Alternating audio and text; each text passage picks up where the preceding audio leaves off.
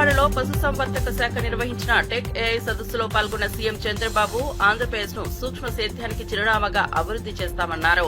వ్యవసాయానికి దాని అనుబంధ రంగాలకు ప్రభుత్వం అత్యధిక ప్రాధాన్యం ఇస్తోందని చెప్పారు. కృత్రిమ మేధను అన్ని రంగాల్లో వినియోగించి వ్యవసాయంలో లాభదాయకత పెంచాలని పిలుపునిచ్చారు. ఈ సదస్సులో వివిధ రంగాల్లో విజయం సాధించిన వారి అనుభవాలను అడిగి తెలుసుకున్న సీఎం టెక్నాలజీ ద్వారా రైతులకు నూతన మార్గాలు చూపాలని సూచించారు. ఆధునిక సాంకేతికతతో సాగు సాగించడమే భవిష్యత్ వ్యవసాయమని స్పష్టం చేశారు. లైవ్ స్టాక్ మీద కుటుంబాలు ఆధారపడుతున్నాయి. ఈరోజు 13.5% జిఎస్టీపీ కాంట్రిబ్యూషన్ ఒక్క లైవ్ స్టాక్ మీద వస్తుంది. 42 లక్షల మందికి జీవనోపాధి ఈరోజు లైవ్ స్టాక్ గా తయారైంది.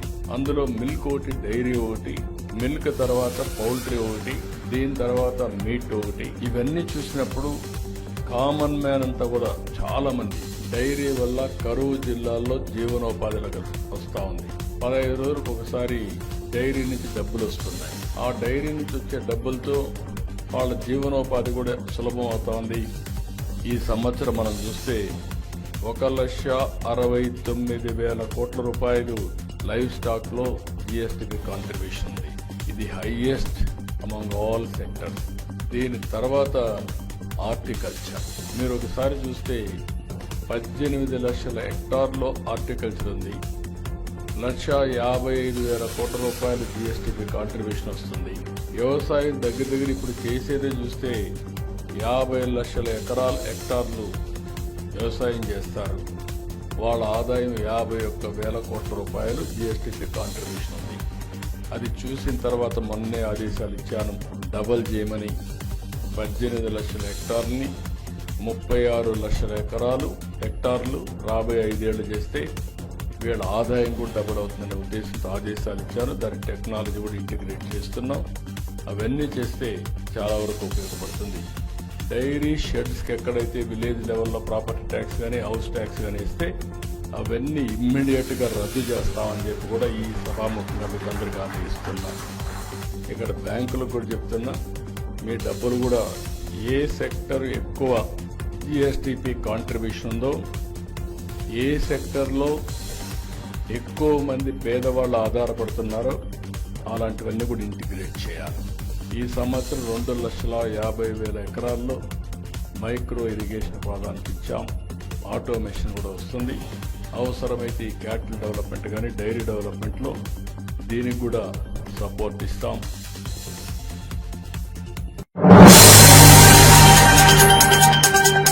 నిరుద్యోగ యువతకు సీఎం రేవంత్ రెడ్డి శుభవార్త చెప్పారు. త్వరలోనే అన్ని గ్రూప్ ఉద్యోగాల నియామక ప్రక్రియను పూర్తి చేస్తామని ప్రకటించారు.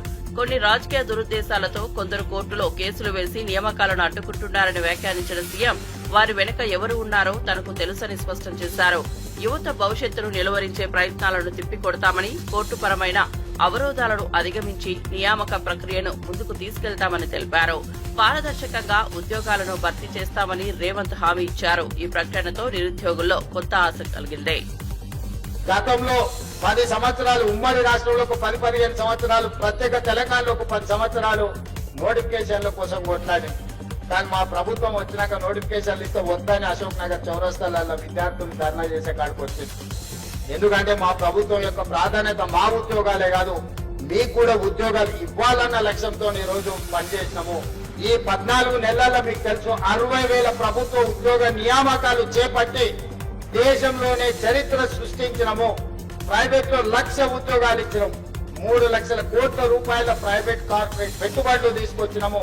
యువత యొక్క విద్య, యువత యొక్క ఉద్యోగాలు మా ప్రభుత్వం యొక్క మొదటి ప్రాధాన్యత. అందుకే ఈ రోజు ప్రభుత్వం ఉన్న ఖాళీలన్నిటిని కూడా భర్తీ చేసే బాధ్యత తీసుకున్నాం.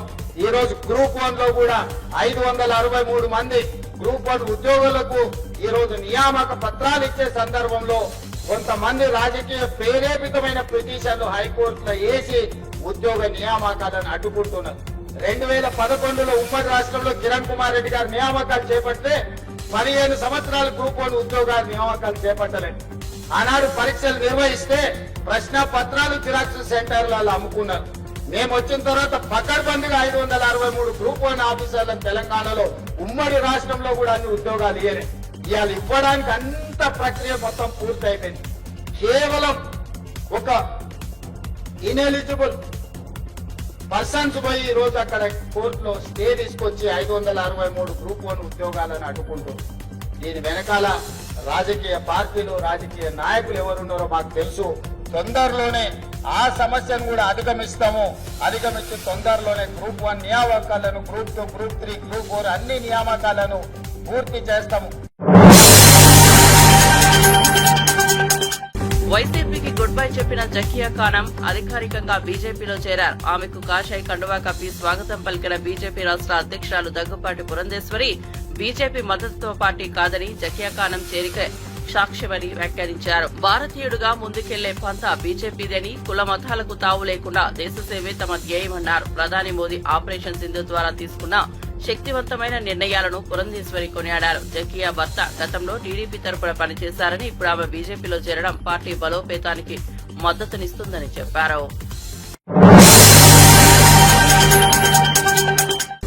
రైతులను ముఖ్యమంత్రి చంద్రబాబు గాలి కుదిలేశారని, ముఖ్యంగా కౌలుదారుల పట్ల తీవ్రంగా నిర్లక్ష్యంగా వ్యవహరిస్తున్నారని వైఎస్సార్ కాంగ్రెస్ పార్టీ నేత మాజీ మంత్రి కారుమూరి నాగేశ్వరరావు ఆరోపించారు. తాడేపల్లిలో మీడియాతో మాట్లాడిన ఆయన జగన్ హయాంలో కౌలుదారులకు పెద్దపీట వేసి పంట నష్టపోయినప్పటికీ ఆర్థికంగా ఆదుకున్నారని గుర్తు చేశారు. కానీ చంద్రబాబు ప్రభుత్వం కౌలుదారీ కార్డులు కూడా తొలగించిందని మండిపడ్డారు. ఖరీఫ్ సీజన్ మొదలవడానికి ఇంకా 15 రోజులే ఉండగా ఇప్పటికీ నిర్ణయం తీసుకోకపోవడం దారుణమన్నారు. 80% మంది కౌలుదారుల మనుగడను పట్టించుకోకపోవడమే చంద్రబాబు పాలన అని విమర్శించారు.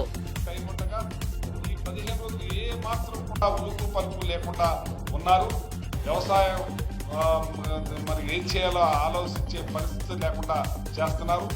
అలాగే ఈ అధికారులు కూడా ఒక పద్ధతి ప్రకారంగా ఒక బాధ్యతగా కలెక్టర్లకి దిశ నిర్దేశించి జగన్మోహన్ రెడ్డి గారు నాకు ఈ రకంగా కౌలుదారికి చేయాలి, అక్కడ రైతులకి కౌలుదారికి అనుసంధానకర్తగా మీరుండి 11 నెలలే వాళ్ళకి కౌలుదారి కార్డు వర్తించేటట్టు మళ్ళీ నెక్స్ట్ రెన్యువల్ చేసుకునేటట్టుగా ఏర్పాటు చేసే కార్యక్రమం జగన్మోహన్ రెడ్డి గారు చేస్తే ఈ ప్రభుత్వం ఏమీ పట్టించుకోకుండా 70-80% ఉన్న కౌలుదారి రైతాంగాన్ని గాలి వదిలేసి అమరావతి భ్రమరావతి ఆ అమరావతిలో 3 పంటలు పండే పంటను ఇంకొక 40,000 ఎకరాలు కూడా తీసుకుంటానికి ఆలోచనలతోటే ముందుకెళ్తున్నారు. కానీ రాష్ట్రానికి మరి అన్నదాత అయిన మెజార్టీగా 70-80% పండిస్తున్న కౌలుదారుని ఆదుకోవాలనే ఆలోచన ఏమాత్రం కూడా లేకుండా ఈ ప్రభుత్వం మరి ఇలా నడుస్తుందంటే చాలా బాధాకరం, దారుణం, ఏమైనా పని చెప్పి ఈ సందర్భంగా తెలియజేస్తున్నాను. ఇవాళ రైతాంగం ఎక్కడికి వెళ్ళినా సరే అలో లక్ష్మణ ఎవరికి చెప్పుకోవాలి, ఎమ్మెల్యేనా కనపడ్డు, అధికారులా ఏం చెప్పినా చెవులో శంఖం వదినట్టే.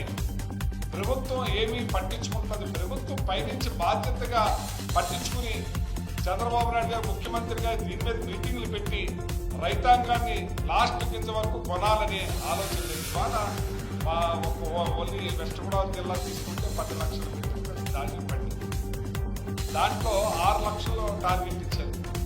మళ్ళీ మొన్న రైతులందరూ గొడవ చేసి రోడ్డెక్కి మరి మా ఈస్ట్ గోదావరి గొడవ చేస్తే ఇంకొక 1 లక్ష ఇచ్చారు. మరి 3 లక్షల పండిన ధాన్యం ఎవరికి అమ్ముకోవాలి, ఎక్కడికి వెళ్ళాలి? ముందు వచ్చిన రైతులు అమ్మేసుకున్నారు, తర్వాత రైతుల పరిస్థితి ఏంటని నేను అడుగుతా ఉన్నాను. ఇవాళ అందులో చాలా మంది కౌలుదారి రైతులు బలైపోయి ఉన్నారు. దాంట్లో ఇరుక్కుపోయి ఎవరికి అమ్మాలో తెలియదు, ఎవరికి ఇయ్యాలో తెలియదు. ఇదే జగన్మోహన్ రెడ్డి గారి ప్రభుత్వంలో. తెలంగాణలో సాగునీటి ప్రాజెక్టుల పురోగతిపై సీఎం రేవంత్ రెడ్డి సమీక్ష నిర్వహించారు. సమావేశంలో మంత్రులు ఉత్తమ్ కుమార్ రెడ్డి, పొన్నం ప్రభాకర్, ప్రణాళిక సంఘం వైస్ చైర్మన్ చిన్నారెడ్డి, నీటిపారుదల శాఖ ఉన్నతాధికారులు హాజరయ్యారు. ప్రాధాన్యత కలిగిన ప్రాజెక్టుల పూర్తి స్థాయిలో నిర్వహణ, పెండింగ్ నిధుల మంజూరు, అంతర్రాష్ట్ర జల వివాదాల పరిష్కారాలపై చర్చ జరిగింది. కృష్ణా, గోదావరి జలాలపై సుప్రీంకోర్టు ట్రైబ్యునల్ విచారణ పురోగతిపై సమీక్షించారు. కాళేశ్వరంపై ఎన్డీఎస్ఏ నివేదికను పరిశీలించి బ్యారేజీల పునఃనిర్మాణానికి కార్యాచరణ ప్రణాళిక రూపొందించే దిశగా సీఎం అధికారులకు స్పష్టమైన ఆదేశాలు జారీ చేశారు.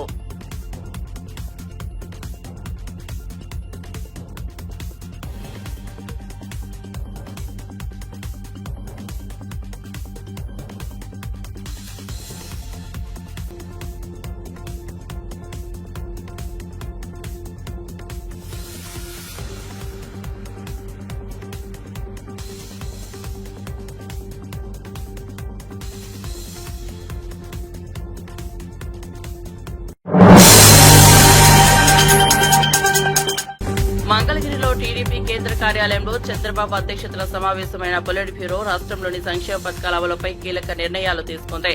జూన్ 12న తల్లికి వందనం, అన్నదాత సుఖీభావ పథకం అమలు చేస్తూ 1,00,000 ఒంటరి మహిళలు, వితంతువులకు పింఛన్లు ఇవ్వాలని నిర్ణయించింది.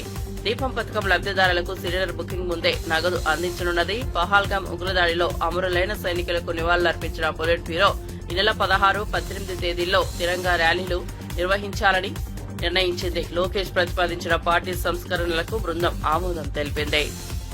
మొన్ననే మత్స్యకారులకి 258 కోట్లు ఏదైతే వేట నిషేధ సమయానికి వృత్తి కూడా ఇచ్చాం. రేపు జూన్ 12 పాఠశాలలు తెరిసేలోగా తల్లికి వందనం కింద పిల్లల తల్లిదండ్రుల అకౌంట్లలో డబ్బులేయాలని ఈరోజు పాలిట్ బ్యూరో నిర్ణయం చేశాం. కేంద్ర ప్రభుత్వం రేపెప్పుడు అన్నదాత సుఖీభావ కింద ఫస్ట్ ఇన్స్టాల్మెంట్ వేస్తారు, అదే రోజు మనం ఫస్ట్ ఇన్స్టాల్మెంట్ జోడించి రైతులకు ఇవ్వాలని చెప్పి నిర్ణయం చేశాం. దీంతో పాటుగా ఇంకొక మంచి నిర్ణయం తీసుకున్నాం. రేపా ఎల్లుండా 10 రోజుల్లో రాష్ట్ర ముఖ్యమంత్రి గారు, జాతీయ పార్టీ అధ్యక్షులు ఈ 12 మాసాల్లో ఏ నెలలో ఏ సంక్షేమ పథకం ఇస్తాం, ఏ తారీఖుని ఇస్తామనేది ఒక సంవత్సరం క్యాలెండర్ కూడా వీలైనంత త్వరగా ముఖ్యమంత్రి గారు సంక్షేమ పథకాలు ఏదైతే సూపర్ 6లో గాని ఏదైతే మనం హామీలు ఇచ్చామో ఒక్కొక్క మంత్ ఒక్కొక్క సంక్షేమ పథకాన్ని అమలు చేయాలని 12 మాసాల క్యాలెండర్ కూడా వీలైనంత తొందరగా ఇస్తామని చెప్పి సందర్భంగా తెలియజేస్తున్నాను. 11 మాసాల్లో 8.50 లక్షల పెట్టుబడులు వచ్చాయి. అవన్నీ అమలు జరిగే విధంగా మనం అనుకున్నటువంటి 20 లక్షల ఉద్యోగాలు ప్రతి ఒక్కరికి ఇవ్వాలి. అదేదో మనం చెప్పడం కాదు. ఎవరు కంప్యూటర్లో చూసినా సరే ఏ పరిశ్రమలో ఎంతమందికి, ఏ ఊర్లో ఎంతమందికి, ఏ జిల్లాలో ఎంతమందికి ఇచ్చామనే స్పష్టమైనటువంటి సమాచారాన్ని ప్రతి ఒక్కరికి తెలియజేయాలని ఈరోజు పొలిట్ బ్యూరోలో నిర్ణయం చేశాం. వైఎస్సార్ కాంగ్రెస్ పార్టీ అధికారంలో ఉన్నప్పుడే కాదు, ప్రతిపక్షంలో ఉన్న బాధ్యతాయుతంగా వ్యవహరిస్తోందని మాజీ ఎమ్మెల్యే కాసు మహేష్ రెడ్డి అన్నారు. పిడుగురాళ్ల జానపాడు ఆర్ఓబీ నిర్మాణానికి జగన్ ప్రభుత్వం హయాంలో 52 కోట్లు మంజూరు చేసి పనులు ప్రారంభించిందన్నారు. అయితే గూడెం ప్రభుత్వం వచ్చాక ఒక్క అడుగు ముందుకెళ్లలేదని ఆరోపించారు. గత 2 నెలలుగా ఆర్ఓబీ కోసం వైసీపీ నిరంతర పోరాటం చేస్తోందని గుర్తు చేశారు. మేం నాటిన చెట్టుకు నీరు ఎవరు పోసినా అభినందిస్తాం. మాకు కావాల్సింది అభివృద్ది, ప్రజల మేలు అని ఆయన స్పష్టం చేశారు. ప్రజా ప్రయోజనాలకే మా రాజకీయాలు కేంద్రీకృతమని పేర్కొన్నారు. 2023 సంవత్సరంలో పనులు మొదలు పెట్టాం. అక్కడున్న ఆక్రమణలన్నీ కూడా తొలగించాం. అక్కడున్న వీధి లైట్లను కూడా విస్తరించి రోడ్లు ఇరువైపులా చివరికి వెళ్లేటట్టు చేశాం. ఇంకా కాస్తలో పనులన్నీ ముమ్మరంగా సాగుతాయన్నప్పుడు ప్రభుత్వం మారడం జరిగింది. కానీ మీరు చూస్తే గడిచిన సంవత్సరంలో ఒక్క అంగుళం కూడా ఈ ఎన్డీఏ కూటమి ప్రభుత్వంలో ఒక అంగుళం కూడా పని ముందుకు పోతుంది. అందుకే 2-3 నెలల నుంచి మేము మా ప్రెస్ స్టేట్మెంట్స్ ద్వారా కావచ్చు, సెల్ఫీల ద్వారా కావచ్చు ఒక ఉద్యమాన్ని మొదలు పెట్టాం. అంతేకాకుండా హైకోర్టులో కూడా ఒక ప్రజా ప్రయోజనాల రాజ్యం పబ్లిక్ ఇంట్రెస్ట్ లిటిగేషన్ పిటిషన్ కూడా వేయడానికి ముందుకు పోయాం. బహుశా ఇది తెలుసుకుని ఉంటారు. అలాగే ఏదైతే ఇవన్నీ సెల్ఫ్ మీడియా ఏవైతే వీడియోలు ట్రోల్ అయినాయో అది సీఎం పేషీ వారికి పోవటం, సీఎం పేషీ వాళ్ళు అక్షింతలేయటం, ఆర్ఎన్బి అధికారులకి, లోకల్ తెలుగుదేశం నాయకులకి వెంటనే పనులు మొదలు పెట్టాలని రేపు 15వ తేదీ మరల శంకుస్థాపన చేయబోతున్నారని పత్రికల్లో చూసాం. సంతోషం. శంకుస్థాపన చేయడం మేము అర్థం తగలం. వైఎస్ఆర్సీపీ నాయకులు కూడా కొంతమంది ఫోన్ చేసి మళ్లీ శంకుస్థాపన అయింది సార్, 1 సంవత్సరం క్రితం 2 సంవత్సరాల క్రితం శంకుస్థాపన చేసి పనులు మొదలు పెట్టారు. ఒకసారిగా ఈ ప్రభుత్వం 10 సార్లు శంకుస్థాపన చేసినా మాకేం అభ్యంతరం కాదు. మాకు కావాల్సింది పనులు, బ్రిడ్జ్ పూర్తవు. మేము నాటిన విత్తనం వృక్షం అవ్వాలి, ఫలాలు ఇవ్వాలి. ఆ బ్రిడ్జ్ పూర్తయితే జానపాడు గ్రామ రూపురేఖలు మారుతాయి, పిడుగురాళ్లకి ట్రాఫిక్ సమస్య తీరిపోతుంది. అందుకు ఎటువంటి కార్యక్రమాలు చేపట్టినా మేము స్వాగతిస్తాం. మేము నాటిన వృక్షానికి నీళ్లు ఎవరు పోస్తే మాకెందుకు? మేము నాటిన విత్తనం వృక్షం అయిందా లేదా అంతవరకే మాకు కావాలి. సో ఏది ఏమైనా పనులు వేగవంతంగా జరగాలి. వచ్చే 1.5-2 సంవత్సరాలు ఈ పనులు పూర్తయ్యే వరకు మా ఉద్యమం ఇలాగే కొనసాగుతుంది. అంతేకాదు పిడుగురాళ్ల పట్టణానికి ఒక మంచి పార్క్ ఉండాలి. ఒక పిల్లలు ఆడుకోవడానికి ఒక పార్క్ కూడా లేదు సరైనది. అందుకే ఏదైతే చెరువులో దాదాపు 120-130 ఎకరాలు ఉన్న చెరువులో దాదాపు 10-15 కోట్లు శాంక్షన్ చేయించాం కేంద్ర ప్రభుత్వం దృష్టికి. స్వచ్ఛ భారత్ ఆ పనులు కూడా ఆ రోజున అక్కడ ఉన్న ఆక్రమణలన్నీ తొలగించి గోడ కట్టి ఎక్కడ ఎంక్రోచ్మెంట్స్ ఇంకా జరగకుండా చేశాం. ఈ రోజు అది కూడా ముందుకు తీసుకెళ్తామని ఈ రోజు ఈ ప్రభుత్వం ముందు ప్రకటిస్తుంది, స్వాగతిస్తున్నాం. త్వరగా పనులు పూర్తి చేయాలి. ఒక మంచి పార్కుని పిడుగురాళ్ల ప్రజలకు అందుబాటులోకి తీసుకురావాల్సిందిగా మేము డిమాండ్ చేస్తున్నాం. ఏది ఏమైనా బుడమేరు వరదకు గండ్లు పడిన ప్రాంతాలను మంత్రి నిమ్మల రామానాయుడు స్వయంగా పరిశీలించారు. గతంలో అత్యవసరంగా పూడ్చిన 3 గండ్లను కలిపి రిటైనింగ్ వాల్ నిర్మాణానికి చర్యలు ప్రారంభిస్తున్నట్లు తెలిపారు. సీజన్ ప్రారంభానికి ముందే నిర్మాణ పనులను పూర్తి చేయాలని అధికారులను ఆదేశించారు. బుడమేరు డైవర్షన్స్ కెనాల్ సామర్థ్యాన్ని 37,500 క్యూసెక్కులకు పెంచేందుకు అవసరమైన ప్రతిపాదనలు సిద్దం చేసినట్లు వివరించారు. వరద నీరు ఎనికేపాడు మీదుగా కొల్లేరు, ఉప్పుటేరు చేరి సముద్రంలో కలిసేలా డీపీఆర్ తయారీ దశలో ఉందని తెలిపారు. దీనివల్ల వరద ముప్పు తగ్గనున్నట్లు మంత్రి వివరించారు. ఆ వర్క్స్ ని మరి టెండర్స్ పిలిచి ఆ పనులను కూడా మొన్ననే మరి యుద్ధ ప్రాతిపదికన ప్రారంభించమని డీవాటరింగ్ అది జరుగుతూ ఉన్నాయి. ఖచ్చితంగా ఇప్పుడు అధికారులకు అదేవిధంగా ఏజెన్సీలకు కూడా చాలా క్లియర్ గా చెప్పడం జరిగింది. రేపు జూన్ మరి 10వ తారీఖు కల్లా మినిమం సేఫ్టీ లైన్ కైనా సరే మీరు ఈ వాల్ని తీసుకుని రావాలి. ఎందుకంటే మాన్సూన్స్ కూడా ఎర్లీగా వస్తాయని చెప్తుంది చేత దానికి అనుగుణంగా ఇప్పుడు ఒక యూనిట్ మాత్రమే పనిచేస్తుంది. ఒక యూనిట్ కాదు, మీరు 3 యూనిట్లు పెట్టుకోండి, 3 షిఫ్ట్లు పెట్టుకోండి. ఖచ్చితంగా రేపు జూన్ 10వ తారీఖు కల్లా ఒక 3 మీటర్స్ వాల్ సేఫ్టీ లైన్లోకి ఖచ్చితంగా తీసుకురావాలని చెప్పేసి ఏజెన్సీకి అధికారులకు కూడా తగినటువంటి ఆదేశాలు ఇవ్వడం జరిగిందని చెప్పి తెలియజేసుకుంటూ ఈ పనుల్ని మన ఎమ్మెల్యే వసంత కృష్ణ ప్రసాద్ గారు అదేవిధంగా ఇక్కడ ఉన్నటువంటి నాయకులు అధికారులతో కూడా సమన్వయం చేసుకుని ఈ వర్క్స్ ను కూడా మరి స్పీడప్ చేస్తామని చెప్పి తెలియజేసుకుంటూ అదేవిధంగా ఇంకా బుడమేరికి శాశ్వత ప్రాతిపదికను కూడా మరి వరద ముంపు నుంచి మరి విజయవాడను రక్షించవలసిన అవసరం ఉంది.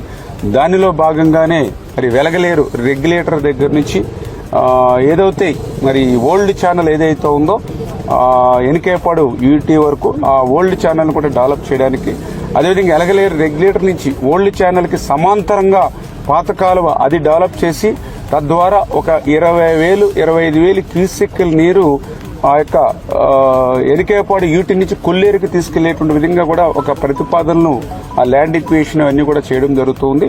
అదేవిధంగా ఏదైతే బుడమేరు ఈ డైవర్షన్ ఛానల్ ఏదైతే ఉందో ఇది కూడా 37,500 తీసుకెళ్లేటువంటి విధానంలో బ్యాలెన్స్ వర్క్లు ఏవైతే ఉన్నాయో వాటిని కూడా మరి ఎస్టిమేషన్ చేసుకుని మరి ఇవన్నీ కూడా మరి తయారు చేసుకునేటువంటి డిపిఆర్ని అంతా కూడా ముఖ్యమంత్రి గారి దృష్టిలోని వారం రోజుల్లోనే పెట్టి రాష్ట్ర ఆర్థిక పరిస్థితి దృష్ట్యా ఎందుకంటే దగ్గర ఒక 6,000 నుంచి 8,000 కోట్ల రూపాయల వరకు ఈ వర్క్స్ అన్నిటికీ అయ్యేటువంటి పరిస్థితి ఉంది. కాబట్టి ఇది కేంద్ర ప్రభుత్వం సహకారంతో డిజాస్టర్ మేనేజ్మెంట్ నుంచి మరి ఈ పనులు చేపట్టాలనే ఉద్దేశంతో ఈ యొక్క డిపిఆర్ ను కూడా పూర్తి స్థాయిలో ఒక 4 రోజుల్లోనే తయారు చేసి ముఖ్యమంత్రి గారి దృష్టికి కూడా తీసుకెళ్లి కేంద్ర సాయంతో ఈ పనులు పూర్తి చేయడానికి పనిచేస్తామని చెప్పి మీ ద్వారా అందరికి కూడా తెలియజేసుకుంటాం.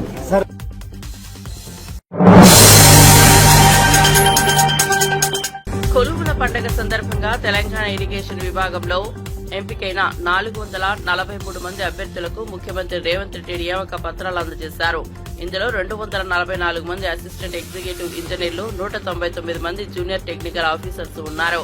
ఈ సందర్భంగా సీఎం మాట్లాడుతూ నియామక ప్రక్రియ పారదర్శకంగా జరిగిందని, యువత కళల్ని నెరవేర్చే దిశగా ప్రభుత్వం కృషి చేస్తోందన్నారు. ఉద్యోగాల భర్తీపై ప్రభుత్వం స్పష్టమైన దిశలో ముందుకెళ్తోందని, ఇతర విభాగాల్లో కూడా నియామకాలు వేగవంతమవుతున్నాయన్నారు. ప్రభుత్వ సేవల్లోకి అడుగు పెడుతున్న అభ్యర్థులకు ఆయన శుభాకాంక్షలు తెలిపారు. కోడేటి నరేష్ గౌడ్ నిర్మల్ గుడిసిరాల కడియం ప్రాజెక్టు దగ్గరే ఉంటుంది. గుడిసిరాల నరేష్, తర్వాత వినోద్ వినోద్ శాంతినగర్ ఖానాపూర్ నిర్మల్,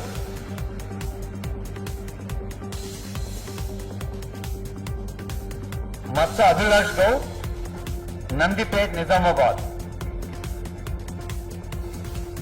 ఇప్పుడు మన ఇరిగేషన్ శాఖ మంత్రులు గౌరవనీయులైన ముఖ్యమంత్రి గారికి ఇరిగేషన్ కుటుంబ సభ్యులందరి చేసే ఆత్మీయ సత్కారం, ఆ తర్వాత మన special secretary Prashant Patil IAS గారి ఓట్ ఆఫ్ థ్యాంక్స్ ఉంటుంది. ఆ తర్వాత అందరం జనగణమన కలిసి పాడతాం. I request Honorable Minister for Irrigation Uttam Kumar Reddy garu to felicitate Honorable CM.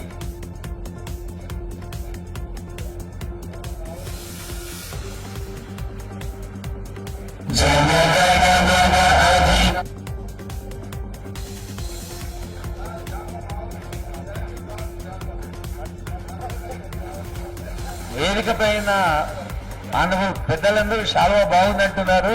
ప్రస్తుతం తెలంగాణ రాష్ట్ర వ్యాప్తంగా కూడా కలర్ఫుల్ గా ఉంది. హండ్రెడ్స్ ఆఫ్ కంట్రీస్ నుంచి వచ్చిన వారు తెలంగాణ అంటే ఏమనాలి అందరూ జరూర్ ఆనా తెలంగాణ. ఇప్పుడు ఇతర పెద్దలకు మన ఈఎన్సీ గారు ఇంకా సీనియర్ ఆఫీసర్స్ కలిసి చేస్తున్న సన్మానం ఆనరబుల్ సిఎస్ గారికి.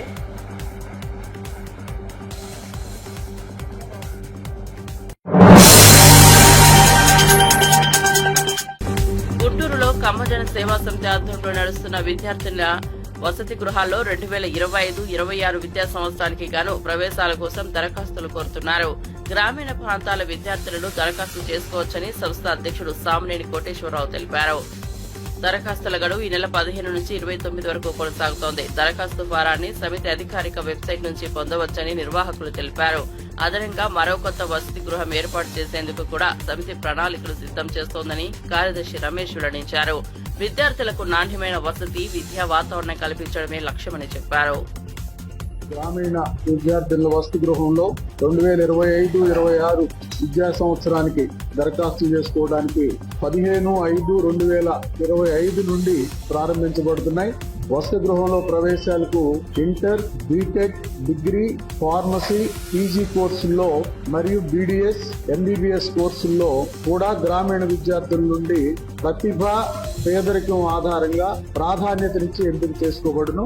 విద్యార్థులను తమ దరఖాస్తుల కార్యాలయం నుండి గాని వెబ్సైట్ www.kamajanasevasamiti.com నుండి గాని డౌన్లోడ్ చేసుకుని పూర్తి చేసిన దరఖాస్తులను గుంటూరులోని సమితి కార్యాలయంలో 29/5/2025 తేదీలోపు అందజేయవచ్చును.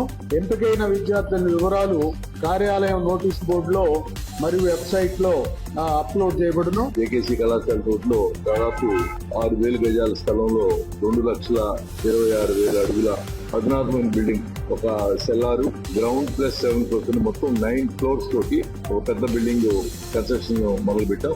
2026 అడ్మిషన్స్ టైం అంటే ఇంకొక సంవత్సరం లోపు పూర్తి చేయాలని మా ప్రయత్నం. కాకపోయినా కూడా 2028 సంవత్సరానికి మన హాస్టల్ స్టార్ట్ చేసి 20 సంవత్సరాలు అవుతుంది కాబట్టి దాన్ని ఒక సిల్వర్ జూబ్లీ బిల్డింగ్ గా దాన్ని ప్లాన్ చేస్తాం.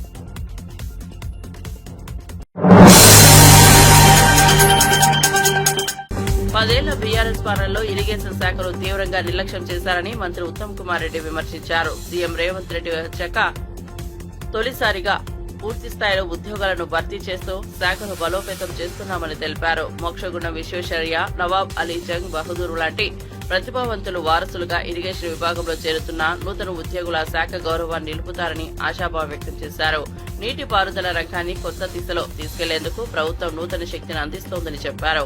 కొత్తగా నియమితులైన ఏఈఈ, జేటీఓలకు ఉత్తమ్ శుభాకాంక్షలు తెలిపారు. Special advisor to Nizam, and he was the one who first did Musi Nadilo వరదలు వస్తే హైదరాబాద్ నగరాన్ని ఎట్లా కాపాడాలని ప్రణాళిక చేసింది సర్ మోక్షగుండం విశ్వేశ్వరయ్య గారు. అదేవిధంగా ఉస్మాన్ సాగర్, హిమాయత్ సాగర్ రిజర్వాయర్ నిర్మించింది కూడా ఆనాటి తెలంగాణ ఇంజనీర్లు మోక్షగుండం విశ్వేశ్వరయ్య గారి నాయకత్వంలో. మరి అదే విధంగా నవాబ్ అలీ నవాజ్ జంగ్ బహదూర్ గారు హైదరాబాద్ లో చీఫ్ ఇంజనీర్ గా పనిచేశారు, ఇరిగేషన్ మంత్రిగా పనిచేశారు, నిజాం యొక్క ఎగ్జిక్యూటివ్ కౌన్సిల్ గా పనిచేశారు. సుమారు 100 ఏళ్ల క్రితం it is even difficult to imagine under Nawaz Jung Bahadur the then Telangana engineers build the Nizam Sagar which gives water to lakhs of acres. అదే విధంగా నాగార్జున సాగర్ కి గ్రౌండ్ వర్క్ చేసింది కూడా నవాజ్ జంగ్ బహదూర్ గారు. మరి మిత్రులారా, why I took these two names is these two very distinguished and illustrious engineers ఎక్కడైతే irrigation శాఖలో పనిచేశారో మీరు మరి you are stepping into the footsteps into the boots of such great engineers.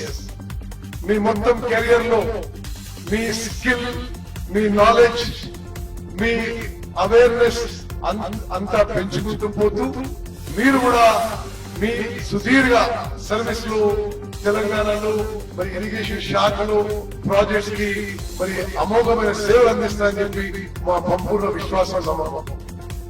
అదేవిధంగా ఇరిగేషన్ శాఖ is one of the biggest and most prominent departments of Telangana government. Irrigation శాఖలో సుమారు 8,000 మంది మరి ఎంప్లాయీస్ ఉంటే సుమారు 4,000 మంది ఇంజనీర్లు మరి మరో 4,000 మంది ఇతర డిపార్ట్మెంట్ చెందిన వాళ్ళు. ఇది తెలంగాణ రాజకీయాల్లో పెను మార్పులు జరగనున్నాయని బీజేపీ నేత మాజీ ఎమ్మెల్యే ఎన్వీఎస్ఎస్ ప్రభాకర్ సంచలన వ్యాఖ్యలు చేశారు. జూన్ 2 లేదా డిసెంబర్ 9 తర్వాత బీఆర్ఎస్ కాంగ్రెస్ లో విలీనం కావడం తథ్యమని అన్నారు. ఇప్పటికే కేసీఆర్, కేటీఆర్, హరీష్ రావు మధ్య రాజీ కుదిరిందని, రేవంత్ రెడ్డి స్థానంలో కేసీఆర్ సీఎం అవబోతున్న నేపథ్యంలో అన్ని ఏర్పాట్లు జరిగిపోతున్నాయని ఆరోపించారు. కవితకు న్యాయ సలహా ఇచ్చే న్యాయవాదిని కాంగ్రెస్ చట్టసభల్లో కూర్చోబెట్టడం కూడా ఇదే స్క్రిప్ట్ లో భాగమని చెప్పారు. బీఆర్ఎస్ పాలనలో తీసుకున్న నిర్ణయాలపై విచారణలో మందకొడిగా నడుస్తుండడమే దీనికి సాక్ష్యమన్నారు. ఇప్పుడు కాంగ్రెస్ పాలన మొదలై 15 నెలలు దాటింది. 15 నెలలు దాటింది. ఒక్కొక్క సంఘటన, ఒక్కొక్క కుట్ర, ఒక్కొక్క కుతంత్రం, ఒక్కొక్క కుంభకోణం బయటకు వస్తూ ఆ పరణ విచారణ సంఘాలు అడుగులు ముందుకేస్తా ఉంటే అక్కడి నుంచి ఏం చేయాలి అనేటువంటి ఒక వ్యవహారంలో భాగంగానే డీల్ కుదిరింది, రాజీ జరిగింది.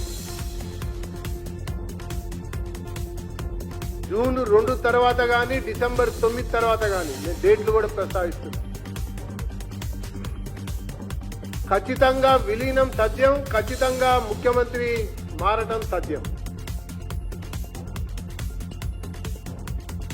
ఇది జరగబోయేటువంటి ఒక అంశం.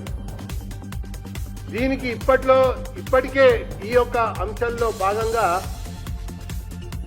కవితకి కావాల్సిన న్యాయ సలహా అందిస్తున్నటువంటి అతిపెద్ద కాంగ్రెస్ పార్టీ అడ్వకేటు ని ఏ రకంగా వీరు చట్టసభలో కూర్చోబెట్టారో కూడా మనం చూసాం. ఆ తర్వాత ఆ క్రమంలోనే విచారణ కమిటీలు మందగొడిగా ఎలా సాగుతున్నాయో కూడా మనం చూస్తూ వచ్చాం.